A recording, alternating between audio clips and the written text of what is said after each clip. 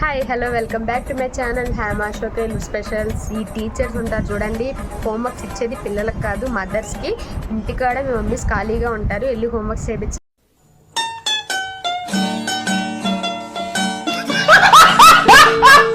లేకపోతే 4.5 yearsకి 5 yearsకి ఎల్కేజీ యూకేజీకి ఆ హోంవర్క్స్ ఏంటి, ఆ బ్యాగ్స్ ఏంటి, వాళ్ళు చేస్తుంది